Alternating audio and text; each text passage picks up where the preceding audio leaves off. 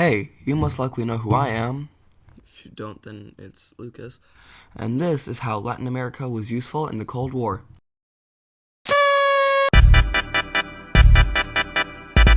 The major people and groups were Dr. Raul Leone, Fidel Castro, FARC, Colombia Communist Party, and Brazilian government and military. Dr. Raul Leone was elected president after Venezuelan President Romulo Gallegos was overthrown after 8 months. Then Venezuelan benefits from oil and currency riots began. Fidel Castro from Cuba joined forces with the Soviet Union, and this alliance later on led to the Cuban Missile Crisis. FARC defended the redistribution of wealth and saw America interfering with Colombia as imperialism. It was funded by Cuba and backed by Venezuela. FARC fought the government for over 50 years to be a part of the Colombia Communist Party. They fought because the peasants wanted communism.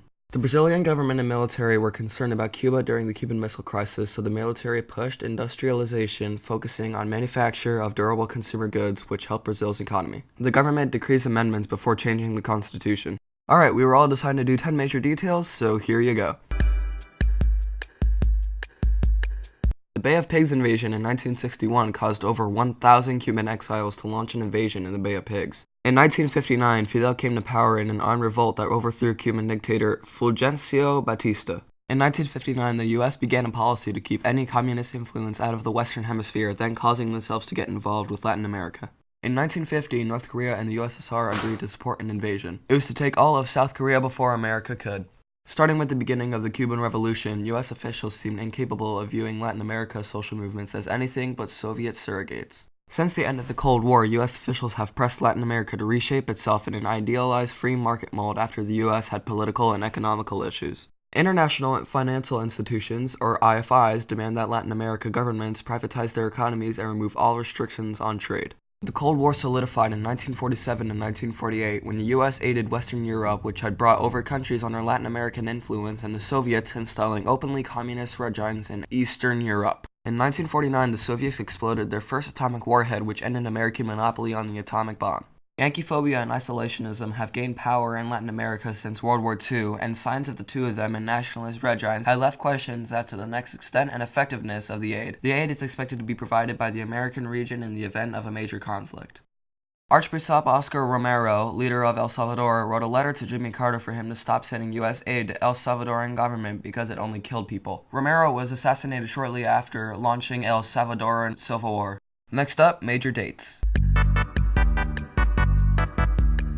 In July of 1950 to 1953, American troops entered the Korean War on South Korea's behalf. As far as officials were concerned, it was a war against communism itself. In 1961, American officials estimated that over 1,000 East German refugees were crossing into West Berlin every day, which caused the Berlin crisis and an economic and demographic drain. In October of 1962, leaders of the U.S. and Soviet Union engaged a 13-day political and military standoff over the installation of nuclear-armed Soviet missiles on Cuba, which caused the Cuban Missile Crisis. The Vietnam War was in 1955 and it lasted until 1975. This was part of a larger regional conflict and manifestation of the Cold War between the US and Soviet Union and their respective allies. The Potsdam Conference in 1945 divided Germany and Austria into 4 zones.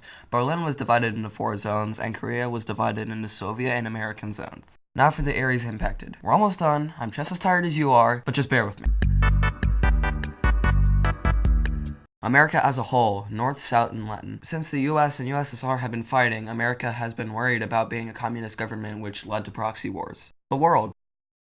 The Cold War itself has feared the world of nuclear war, which influenced international diplomacy and affairs. Argentina. The Falkland Islands were a source of tension between the British and Argentina since the closing of the war claimed the islands belonged to Argentina. Guatemala. In 1954, CIA planes bombed the Guatemalan capital, so then the Guatemalan army, led by Colonel Arms, took the capital and city and overthrew Arbenz. This set up a military dictatorship. Chile. In 1973, the Chilean army overthrew President Salvador Allende, killing at least 3,000 people in the process. This was a major cause of anti-US sentiment throughout the region. And finally, the importance to world history. I'm glad you made it this far.